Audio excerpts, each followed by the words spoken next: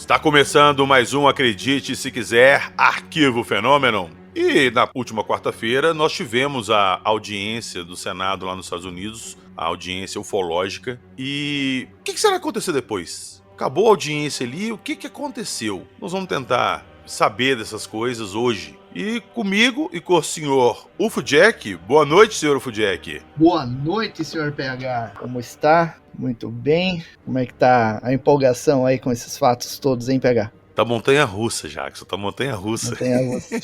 Sobe e desce, sobe e desce.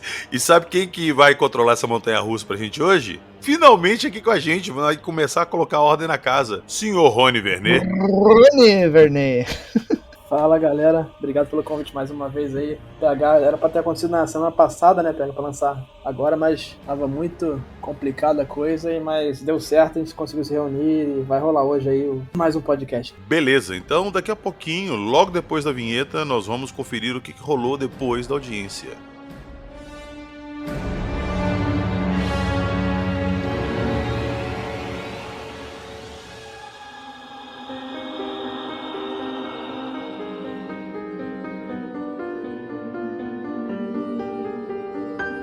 Aro, VHS da Unicamp, Nave Gigante, Gangue dos 8, Desacobertamento.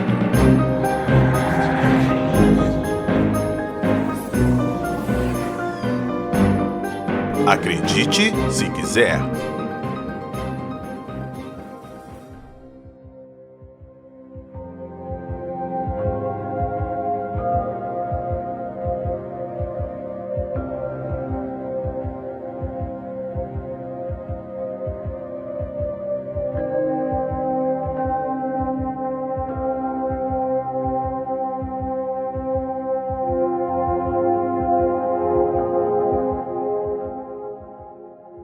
Então eu já queria começar, Rony, te perguntando o seguinte. Eu quero voltar um pouquinho na audiência antes de a gente passar pro pós. Era pra ter mais testemunhas ali no dia, né? E não tiveram porque o Pentágono barrou, não teve isso? Inicialmente o Burchett, que é o deputado que estava organizando a audiência, ele convidou 6 testemunhas, além do Graves e do Fravio, que eram o piloto e o comandante lá da aviação da Marinha. Tinha lá o Grush, né, que era agente de inteligência, e tinham mais 3, além deles. Um era o David Spergel, que é o diretor do programa de jovens da NASA. Aí ficou um disse-me-disse, né, ninguém sabia se era a NASA que não tinha deixado o cara ir, ou se o cara tinha rejeitado o convite. A princípio, o cara, que é o David Spergel, que é o cientista, ele falou que rejeitou porque deu uma desculpa lá meio estranha, falou que não queria ir porque o relatório dele da NASA lá do estudo de OVNI não estava pronto, e aí ele não ia ter muito assunto lá para tratar na audiência, então por isso que ele teria rejeitado, segundo a fala dele. E haveria aí mais 2 militares, que a gente não sabe a identidade, mas que a princípio o Pentágono não permitiu que eles participassem, vetou os militares de participar da audiência. Agora, Rony, cá pra nós. Se o Pentágono vetou os caras de falar, é porque os caras tinham alguma coisa interessante pra falar, você concorda comigo? Sim, se o Burchett convidou, certamente ele tinha informações aí de que esses militares teriam bastante coisa pra oferecer lá na audiência, né? Provavelmente militares da ativa, né, talvez. Ou pessoas que, mesmo da reserva, que foram ameaçadas aí pelo Pentágono. O próprio Grush na audiência falou que as pessoas foram ameaçadas, inclusive fisicamente, as pessoas foram assassinadas, então é uma coisa bem barra pesada aí, o que essas testemunhas têm sofrido.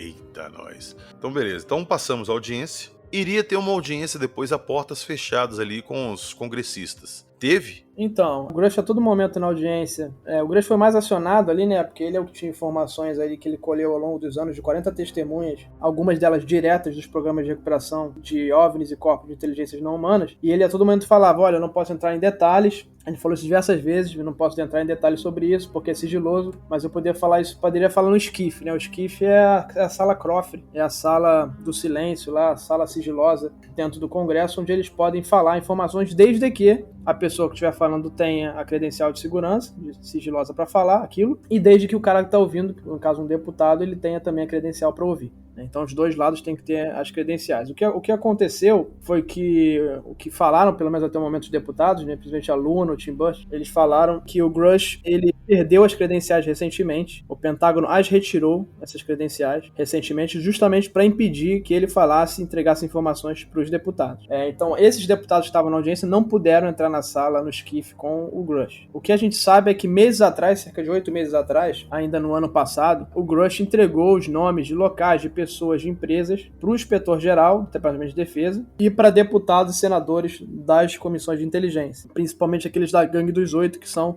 senadores e deputados que têm acesso a praticamente todo o conteúdo sigiloso dos Estados Unidos. E isso, inclusive, motivou uma legislação nova, que é uma legislação do Schumer, sobre revelação de documentos de UAP, tecnologias desconhecidas e inteligências não humanas. Esse é o termo que a legislação usa e que o Biden certamente vai assinar no final do ano, e a Casa Branca já emitiu até um memorando dizendo que está de acordo com o conteúdo da lei de defesa lá, que já foi aprovada até pelo Senado. E o Schumer, esses caras que assinaram a lei, muitos deles são dessa Gangue dos Oito, e certamente eles ouviram coisas bastante interessantes para poder motivá-los a criar essa legislação aí que é sem precedente nos Estados Unidos. Então a situação atual é essa, né? Os deputados ainda que organizaram a audiência não puderam ainda se sentar com o Grush em sala fechada para ouvir. Eles estão tentando, nas palavras deles, uma alternativa para conseguir que o Grush fale, com as devidas proteções legais, mas a gente já sabe que vários outros deputados, principalmente esse da Gangue dos Oito, eles já sabem as informações. Eu vi no seu Twitter, acho que foi na quarta-feira mesmo, na parte da tarde, depois da audiência, que a congressista Ocasio-Cortez, ela estava invocando a lei de Roma lá para cortar financiamento às empresas. Então eu meio que concluí ali que ela teve acesso aos nomes e às empresas que estão envolvidas no acobertamento e recebem dinheiro para fazer engenharia reversa. Isso aconteceu? O primeiro a mencionar que iria evocar essa regra foi o deputado Uggles. O Uggles, ele ficou muito preocupado com as falas das testemunhas que falaram que esses OVNIs estão interessados em vulnerabilidade dos Estados Unidos, em capacidade nuclear,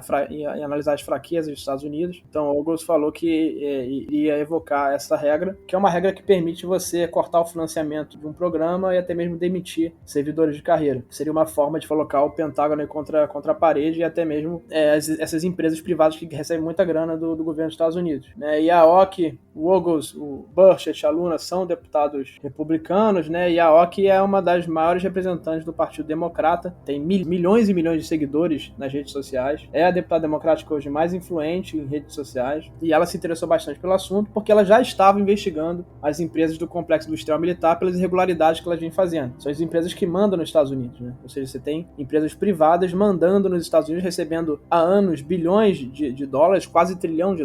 Esse último ano foram 400 bilhões de dólares, só para 5 empresas. E a OC, ela está bastante interessada em ir atrás dessa informação dessas empresas, só que ela precisa que o Grush fale, né? Precisa que o Grush consiga falar, consiga as credenciais de segurança para poder falar e ela poder ir atrás dos nomes. Então é bastante interessante essa conjectura dos políticos do Partido Democrata unidos com os do Partido Republicano, os dois juntos, unidos para poder fazer essa investigação. Muita gente falando, isso é cortina de fumaça, é para proteger o Biden, é para atacar o Biden, enfim.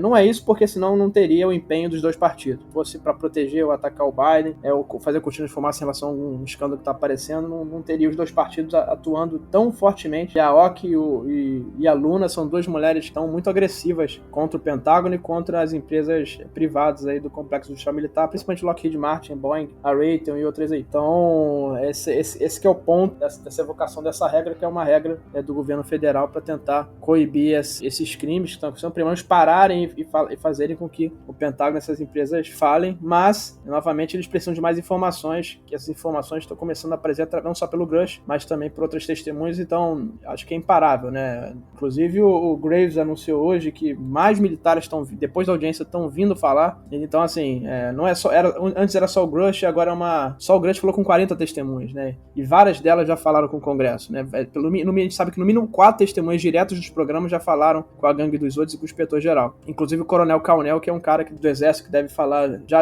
e que já confirmou as alegações do Grush. Então acho que é imparável, isso aí é um processo que não vai ser interrompido, na minha opinião, pelo número de testemunhas que estão aparecendo. E já os congressistas vão ter as informações que eles precisam.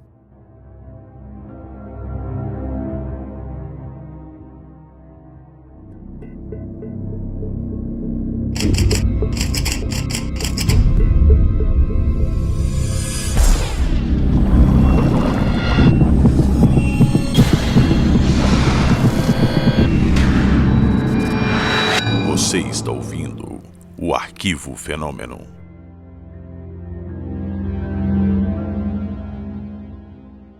Ô Rony, a gente tá vendo aí que tá rolando maior mal-estar entre o pessoal da AARO e o Grush. O pessoal da Aro tá desmerecendo ele, falando que ele não tem credibilidade pra falar o que ele tá falando. O que tá acontecendo? Por que eles estão indo contra o que o Grush tá falando? Porque o Grush meteu o pau no Aro, né? O Grush falou na audiência, o Grush já tinha falado pra News Nation que o Aro não tá agindo com transparência, não tá fazendo o que precisa. Um indício disso é que o Aro criou uma conta no Twitter pra dar transparência pro assunto, pra população. O tweetou uma vez e faz um ano que não escreve nada. Tem uma postagem no perfil do Aro. O Aro não tem um telefone, não tem um e-mail, não tem um endereço para enviar uma carta, um sinal de fumaça. O Aro não tem nada, né? Desde a sua criação, já faz um ano, não tem nada que as pessoas possam entrar em contato, nenhum piloto, enfim, um militar que queira, segundo a lei, tá escrito lá que o Aro tem que receber esses testemunhos. Como é que o cara vai entrar em contato com o Aro se não tem nenhum telefone, não tem nenhum endereço para mandar uma carta para ele comparecer pessoalmente? Então, essas críticas do Grush são bem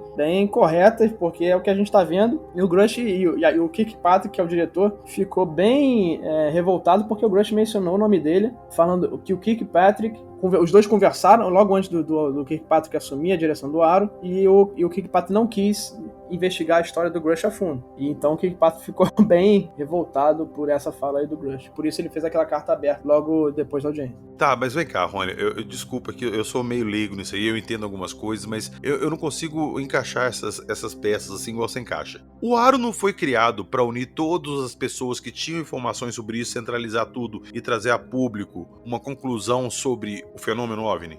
O Aro foi criado para substituir a Força-Tarefa do Pentágono. A Força-Tarefa do Pentágono ela tinha um ponto focal de cada agência de inteligência.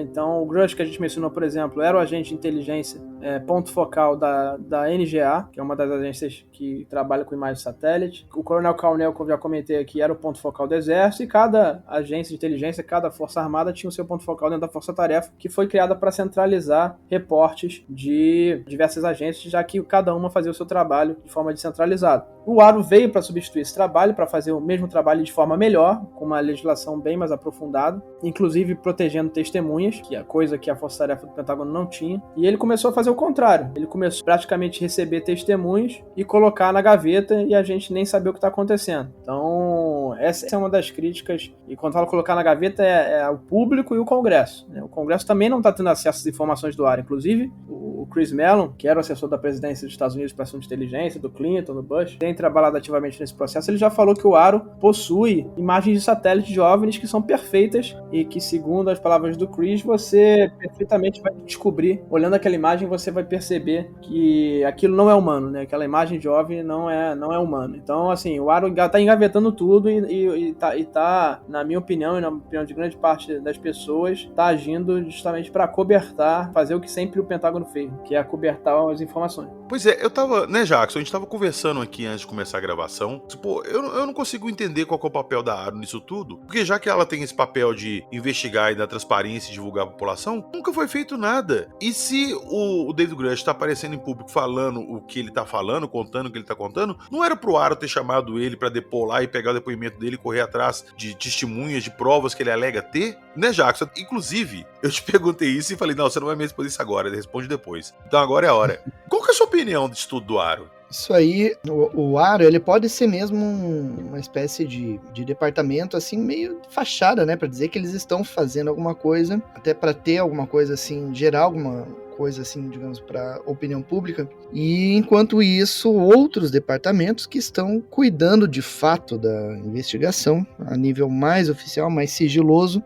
E, na visão do Pentágono, isso não iria vir a público, seria um segredo, digamos assim. Então, o Aro talvez funcionasse como esse boi de piranha, né? Para chamar a atenção do pessoal, o pessoal se concentra ali enquanto as coisas acontecem em outro departamento. Mas talvez, às vezes, isso, dentro dessa visão aí, parece que as coisas meio que fugiram do controle, né? Com tanta pressão, com tanta gente denunciando e várias situações que vão acontecendo, aparentemente está fugindo um pouco do controle das autoridades. Eu não sei se eu tô certo nesse ponto de vista, talvez o Rony possa acrescentar depois, mas é a impressão que eu tive em relação ao Aro, e quem sabe a gente tem mais informações aí no futuro confirmando, né? Pois é, a impressão que eu tive do Aro, assim, depois de um tempo, é que, historicamente, o Pentágono sempre teve um programa de investigação que eles alegavam que era para trazer informações para o público, mas na verdade isso não aconteceu. Eles sempre deram desculpa esfarrapada e nunca, de fato, investigaram para valer nenhum caso. O projeto Blue Book é o mais famoso e para mim serviu para isso, para tapar o sol com a peneira. Para mim o ARA é exatamente isso, cara. É o novo Blue Book. É uma parada que, nós estamos de olho, sim, nós estamos investigando, mas nunca tiveram a real intenção de divulgar nada.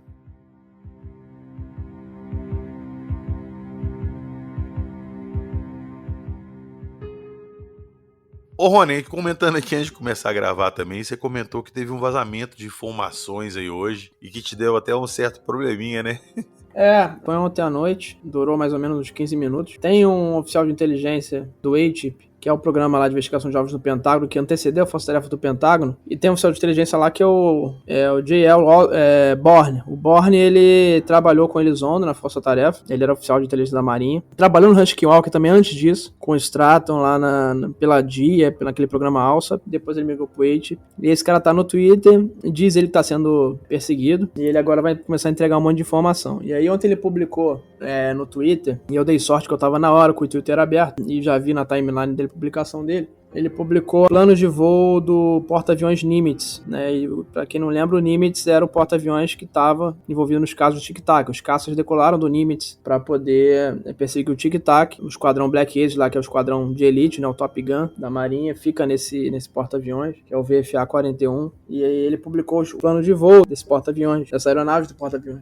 E nesse plano de voo, né, do Nimitz, daquela época do Tic Tac, né? Esse plano de voo, é comum os militares colocarem um cartoon, um comics ali, um desenho, uma caricatura, fazendo alguma graça com alguma situação, fazendo uma graça com os pilotos. Isso é porque o pessoal fica embarcado lá no navio, né? Tem que ter esse tipo de distração para eles, né? Também ali no dia a dia. Não dá pra ficar um ambiente ali, ser embarcado vários dias no navio, num ambiente sem um entretenimento ali. Então por isso que eles fazem esses cartoons nesses planos de voo. Um dos cartoons era uma imagem de um disco voador afundado no mar, metade do disco voador afundado no mar, e uns ETs fugindo ali, nadando, e um balãozinho assim, ninguém pode com a marinha, algo do tipo. Sugestivo. E o segundo cartoon, na segunda página do plano de voo, era uma foto do MIB, lá do filme mesmo MIB, lá com o Will Smith e com, como é que é o nome do outro? Do outro ator, agora me deu um branco. Mas a dupla lá do MIB, e um deles estava com o nome do Fravor, insinuando que o Will Smith seria ali o Fravor, e o outro eliminador de ETs lá do MIB seria um outro oficial da Marinha. Só que o que aconteceu? E tinha o nome desse cara. E aí eu vi o nome do cara e eu fui um dos primeiros a postar, porque eu tava online lá quando eu vi a postagem do Bourne. Eu fui um dos primeiros a ir lá pesquisar a vida do cara, do militar, e postar lá a foto do cara, a identidade do cara, do que o cara fazia. Só que o cara tá nativa ainda. E ele estando nativo e isso vazando, né, ele pode ser perseguido e ter a carreira ali. Problemas na carreira, né? Pode não subir a almirante, né? Um cara que tá totalmente muito cotado para virar um futuro almirante. Imediatamente Alex Dietrich, que é uma das pilotos que perseguiu o Tic Tac, pediu pra esse cara, que é o Bourne, apagar a postagem, porque tinha vazado o nome do cara. Eu vi aquilo, eu apaguei a postagem e escrevi no Twitter, gente, tive que apagar, porque era um oficial da ativa, bababá. E aí a Alex veio até me agradecendo no meu perfil, agradecendo por eu ter apagado e por ter sugerido os outros que apagassem também. E o nome desse cara ficou ali durante um tempo, as fotos, o nome do cara ficou durante um tempo ali no Twitter, rolando ali durante uns 15 minutos. Não sei qual foi a extensão do incidente, mas pelo menos o pessoal conseguiu apagar um incêndio aí. São fatos interessantes que acontecem de vez em quando no Twitter, pro pessoal que fica ligado lá. Mas foi bem interessante.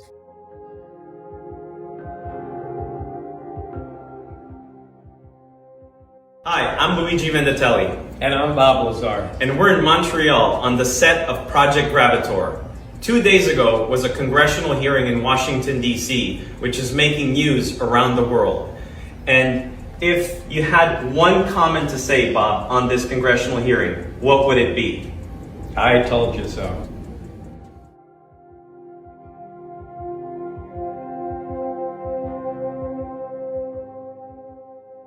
Vamos lá, mais uma perguntinha, e essa é a perguntinha. Um tempo atrás, você divulgou no Twitter ali que você estava analisando um filme e tal, e que em breve, talvez até antes do fim do ano, esse filme veria a luz do dia. Hoje, você pôs uma postagem que todo aquele material que você estava analisando era falso. Que história que é essa? O que aconteceu? Você pode falar pra gente de onde que veio esse vídeo? O que você analisou? Como é que você chegou à conclusão que era falso? Eu postei no Twitter, postei de madrugada, não, até foi um dia que eu virei à noite, porque eu tava analisando evidência, investigando e-mail, fita. Eu já tava com uma fita nessa hora. Você tava com uma fita? Sim, eu tinha uma fita na minha mão. Eu falei, olha, tá muito perto da gente conseguir ter esse filme. Eu não tinha visto o conteúdo da fita ainda, porque era uma fita em VHS-C, aquela fita pequenininha de cassete, e eu não tinha ainda onde rodar aquele troço, né? Mas eu ia rodar no dia seguinte. E tinha um monte de informações ali que pareciam quentíssimas, inclusive cruzando de informações de diferentes pessoas. As informações batiam, tudo batia. E aí a gente viu que no próprio dia seguinte, no outro dia também, a gente viu que, na verdade, primeiro a gente viu que a fita era virgem, não tinha nada dentro da fita. Putz, caramba, A fita velho. tinha um identificador Varginha Unicamp, um código da aeronáutica. Uma coisa que inicialmente eu tive um alerta que falei, olha, código da aeronáutica, coisa estranha, essa fita deveria estar com o exército e tal. Mas a gente sabe que teve participação ali da Força Aérea Americana e com certeza da Força Aérea Brasileira com helicóptero. Então, a princípio, eu falei, bom, deve ter passado essa fita de alguma forma, uma cópia. Era uma cópia, estava escrito lá cópia 1 de 2. Então eu falei, bom, pode ter sido uma cópia e ido pra aeronáutica e mais a fita original do exército, enfim. A fita tava vazia, imagina a emoção, né? Eu lá com a fita cassete, botando a fita de Varginha no cassete, quase infartando, né? Mas não tinha nada, tava vazia. Eu vi a fita de ponta a ponta para não ter perigo de escapar algum minuto ali que pudesse ter na fita, totalmente virgem a fita. E a gente foi investigando e descobriu que a pessoa que recebeu essa fita, ela comprou a fita, foi enganada, uma pessoa fora do meio ufológico foi enganada. E que todas as verificações que a gente fez, esse estelionatário tinha múltiplos perfis, criados inclusive perfis militares, com nomes reais de militares, com e-mails da aeronáutica. Um esquema até sofisticado que ele fez para tentar enganar todo mundo, né? O fim das contas é que todo o material que a gente tinha recebido de frames de vídeos, essas fitas, os códigos da aeronáutica, tudo era falso. Eu denunciei para a aeronáutica. Esse cara com certeza deve estar com a aeronáutica na porta dele. Eu já sei que tem investigação privada de advogado também na porta dele. Você sabe quanto que ele cobrou pela fita? Ele estava cobrando em torno de R$80 mil.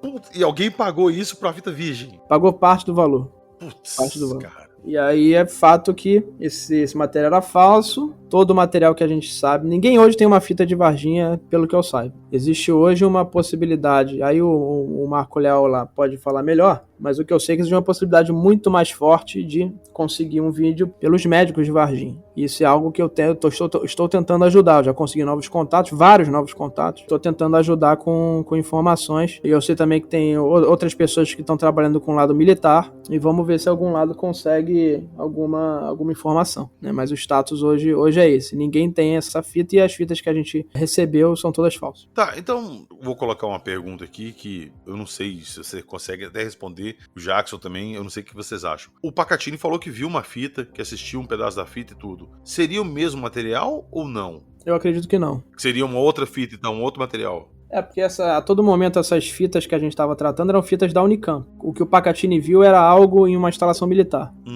Tá. Tem várias fitas diferentes, né? Várias gravações. Há várias gravações, tem gravações no Hospital Humanitas, gravação no Hospital Regional. Eu acho que as gravações no Hospital Humanitas e Regional são as mais fáceis de aparecerem porque foram feitas ali algumas por médicos, né? Inclusive médicos tinham nos computadores pessoais dele. Inclusive o Marco Leal tem uma fita que foi entregue para um desses médicos falecidos que a mulher dele, a viúva dele, entregou um HD. A princípio esse HD não tem nada, mas o Marco tá até a última esperança ali tentando varrer todos os arquivos para ver se tem alguma coisa. Parece que não tem. Mas a gente sabe, as informações é essa, né? Há médicos, familiares que teriam essa fita aí. Só que ainda não apareceu ainda. Eu tava achando que vinha aparecer alguma coisa nessa leva agora, cara, na minha cabeça, por que eu pensei? A pessoa que tem um material desse fala assim, pô, isso aqui ainda vale alguma coisa, deixa eu entregar isso agora e ganhar algum do que vai que divulgam mesmo. Perdi a chance de ganhar uma grana, então não foi dessa vez. Mas eu acho que cada vez mais médicos estão aparecendo. Vocês viram lá, o Marco conseguiu, junto com o João Marcelo, entrevistar o Ítalo. E eu acho que tem mais gente aí mais médicos, acho que é uma onda, né, de médicos que está começando a aparecer. Um dos médicos que trabalhou na autópsia do Xerez apareceu também. Enfim, tem outros médicos que estão começando a aparecer. Esse ano já apareceram 2, então eu acho que isso pode ser um indicativo de que a gente tenha novidades aí. Pra gente fechar esse assunto do vídeo de Varginha, quer dizer então que aquela história de que de repente até o final do ano apareceria alguma coisa, voltamos a estaca zero? Não diria estaca zero, não. Eu acho que a gente tá num momento bom. Eu acho que essa audiência veio num momento bom pro Brasil. Eu acho que a gente tá conseguindo contato com cada vez mais médicos e com seus familiares. Eu acho que tem uma evolução que pode culminar numa liberação. Tomara. Então, assim, eu ainda tô esperançoso que algo possa acontecer.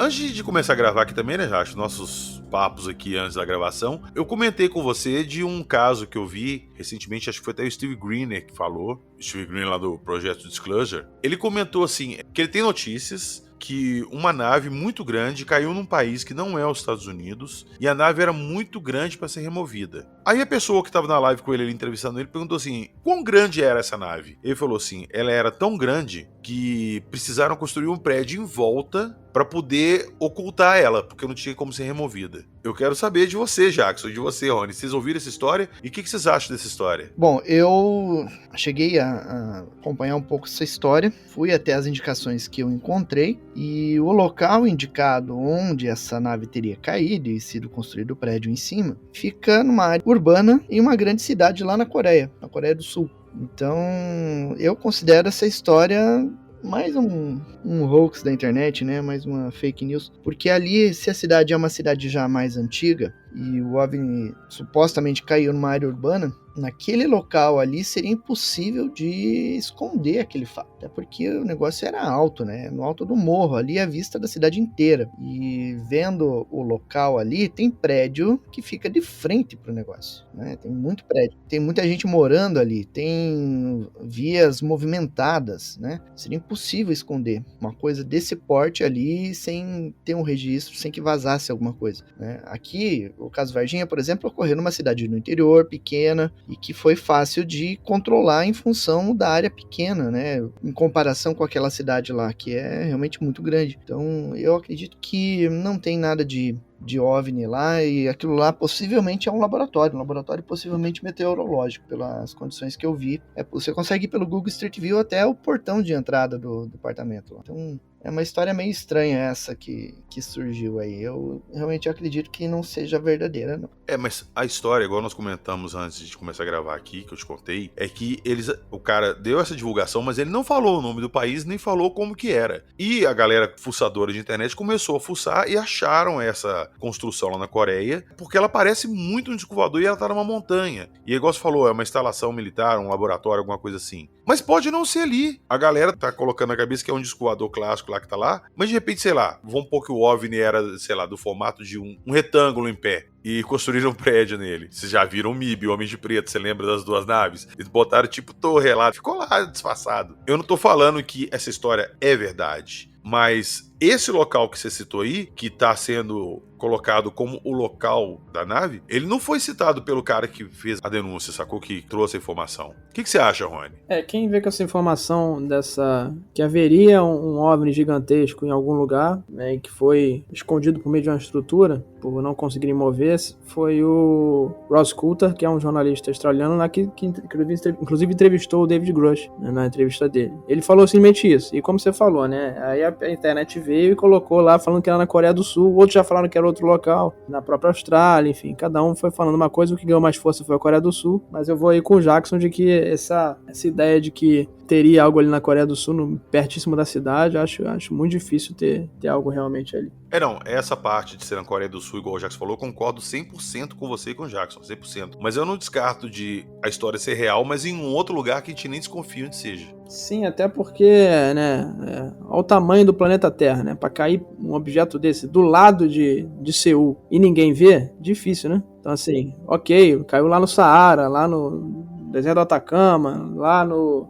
Nevada, né? Deserto de Nevada, mas uma área erma, provavelmente. A probabilidade é ou no oceano não, porque falaram que teve que colocar uma estrutura, então deve ter sido em terra, mas enfim, numa área pouco povoada, né? E uma área aberta, enfim. Isso aí é que nem é igual a história de Magé, né? Quando caiu o Magé, o que falaram? Caiu dentro da Imbel. Meu Deus, qual a probabilidade de cair uma nave dentro de uma instalação militar? Tem tanto lugar pra cair? Mas não caiu na Embel, não? Não, se caiu, caiu na Serra dos Órgãos, que é a área de mata enorme de proteção ambiental, que fica ali perto de Petrópolis, né, e onde foram feitas operações militares. Inclusive eu tenho documentos mostrando, do exército, mostrando que teve um treinamento militar naquela serra. E eu sempre falei que se caiu algo, foi ali, porque a probabilidade maior é cair ali, que é uma zona de mata enorme, uma zona montanhosa extensa, que pega 3, 4 cidades do Rio de Janeiro. Então, é a mesma história. O pessoal começa a falar que é Imbel, mas você vai pensar qual a probabilidade de cair ali, né? Por que ninguém viu, né? É muito difícil.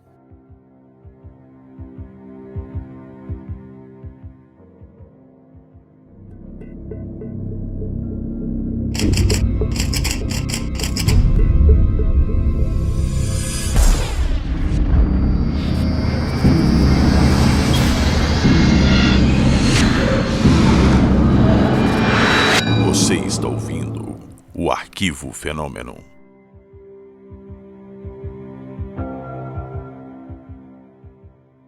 Ô Rony, vamos voltar no início do ano, aquela parada dos balões que rolaram aí. A gente gravou aqui, a gente falou, você vê aqui, nós falamos que foi balões, que não era outra coisa, mas o tempo passou. Coincidentemente, o David Grush apareceu nesse tempo, fez as declarações que ele fez, e eu começo a achar que aquela história do início do ano, ela tá muito mal contada, cara. Hoje em dia, olhando com as informações que você tem hoje, o que você acha dessa história dos balões no início do ano? Então, pra mim tem alguma coisa estranha aí nessa história, né? Porque o Van Heck lá, que era o general da NORAD, ele próprio na época falou que não descartava nenhuma hipótese, inclusive extraterrestre. Ele falou que não podia descartar nada, né? Inclusive falou que esse objeto tinha um meio de propulsão anômalo ali, porque se mantinha no ar, e a princípio não seria um balão, enfim. Ele fala que seria um balão com armadura, né?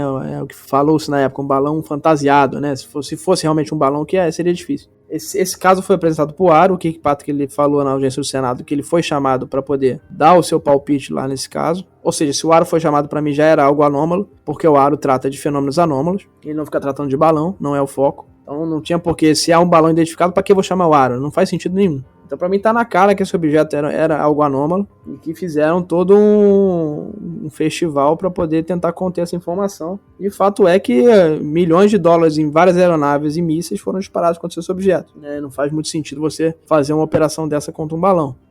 Lembrando que no balão, né, no caso do balão, foi um projétil lá, não mandaram um míssil naquele balão. Então assim, é muito estranha essa história, muito mal contada e eu acho que um dia a gente pode ser que saiba a verdade. Ô, Jackson, a gente até comentou no último episódio que eu acho que essa história, ela é meio que um teste, assim, pra recepção do público, de como é que eles se portariam perante uma notícia dessa aí. E foi muito mal aceito, o caos estava instalado, né, Jackson? E eles mudaram os planos. Mudou alguma coisa, Jackson, da semana passada pra agora, depois que a gente conversou? O que você acha dessa história? Eu realmente vou por esse caminho, pegar. Desde a época em que ocorreu essa crise aí, eu venho falando que essa postura dos militares pode ser uma espécie de teste, né, com a opinião pública. Pelo seguinte, eles já estavam sob pressão naquela época para liberar as informações e tudo. Sabendo que essa pressão está aumentando, então eles utilizariam, né, essa questão dos balões para testar a aceitação do público em relação a fatos possivelmente alienígenas, né? Então, por isso que eles usariam esses termos de... colocariam essa dúvida, né? Não sabemos o que foi, não descartamos nada. Era um OVNI, mas não sabemos o que é. Talvez seja um balão, mas é um OVNI ainda. Então, isso gera atenção da população, isso gera debate, e através disso eles conseguem avaliar como que está a aceitação da opinião pública frente a esses fatos, né? Então, eu acredito que usaram isso dessa forma, até porque tem muita coisa que os militares fazem que é muito bem planejado. E o americano é bom de planejamento. E às vezes o planejamento não funciona, mas pelo menos eles fazem um planejamento bem abrangente, tentando antecipar as coisas. Então, eu vejo dessa forma. Não sei se o Rony concorda, mas eu tenho essa opinião em relação a essa crise dos balões aí. Eu acho que pode ser, uma hipótese válida, né? Não dá pra descartar, não. Até porque a gente não tem nenhum destroço foi recolhido, né? Pelo menos eles falam que não recolheram nada. Então, assim, se não recolheu nada, às vezes não tinha nem nada, né? Agora, se não tem nada, por que eles não mostraram o vídeo? Os caças tinham câmeras ali filmando. Pois é, ainda tem essa. Por que não mostraram nada, né? Às vezes não existia mesmo. Mas eles dispararam contra alguma coisa. É isso que não faz sentido, entendeu? Será que dispararam? Aí que tá. Eles falaram que dispararam. Será que dispararam contra alguma coisa? A gente não tem informação nenhuma, então tudo é válido. Vou parar pra pensar assim.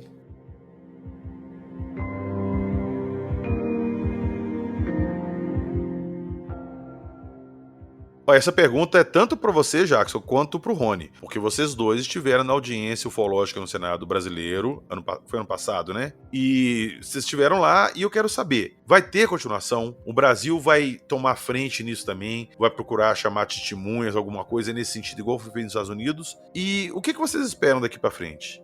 Então, eu tô em contato com cerca de 20 senadores. Porém, o que acontece, né? Eles estão muito focados em CPMI, nesse negócio de estabilização do governo, uns a favor do presidente, outros contra. Muito complicado, a gente tem um escândalo atrás do outro para investigar. 8 de janeiro, enfim, um monte de coisa acontecendo, turbulências que não acabam nunca, né? E cada vez que eu contacto os senadores, tem uma turbulência que eles estão tratando no momento. Então, sem que haja um elemento novo que eu digo, talvez até vindo dos Estados Unidos, eu acho muito difícil os senadores pararem e darem novamente atenção para esse assunto. Tá? A gente precisa de um momento de calma para isso aí acontecer. Eu acho que enquanto continuar essas turbulências, sem um elemento novo, fica muito difícil deles darem atenção nisso.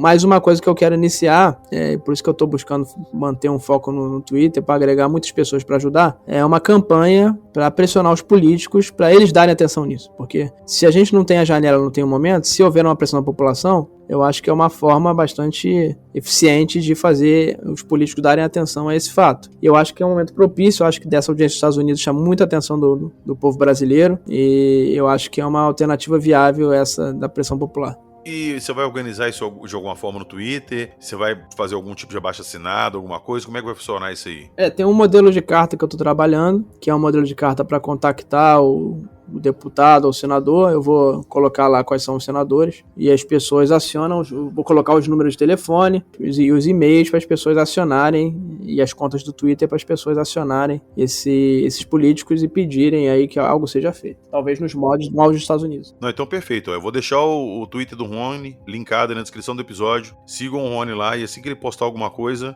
quem gosta do assunto e quer ver alguma coisa dos nossos casos aqui do Brasil solucionados, por favor, vão lá ajudar e vão encher o saco dos nossos políticos. Senhor Ufudjek, o que você acha disso tudo? O que você espera disso tudo? Então, olha só, a gente não pode deixar a coisa morrer, né? A gente tem que estar sempre estimulando e indo atrás e motivando as pessoas também a ir com a gente, né? A procurarem as autoridades e fazerem os seus pedidos e pressionarem, né, mesmo, tanto pelo reconhecimento por parte do governo, quanto para a liberação de informações, né? Isso é extremamente importante, senão o mundo inteiro começa a liberar os arquivos aqui e o nosso governo, nossa força aérea tá aí, nosso exército, marinha, estão aí fingindo que nada aconteceu, né? Então a gente tem que buscar essa pressão em cima das autoridades e fazer acontecer como o Rony está fazendo e outros pesquisadores estão fazendo também. Eu também tenho um trabalho que eu ando fazendo em busca de documentos oficiais. Então é isso, vamos manter essa chama acesa e motivar outros a participarem também, né?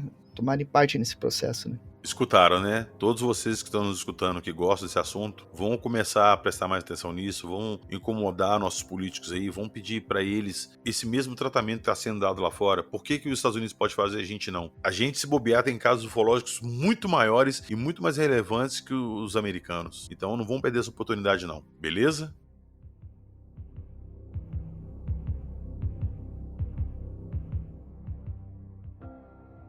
Então foi isso, nós discutimos aí o pós-audiência, o que tá rolando, o que tá acontecendo, falamos das nossas expectativas e compartilhem nos comentários aí do Spotify com a gente, o que vocês acham dessa história toda, vocês esperam alguma coisa, vai acontecer alguma coisa? Comentem, beleza?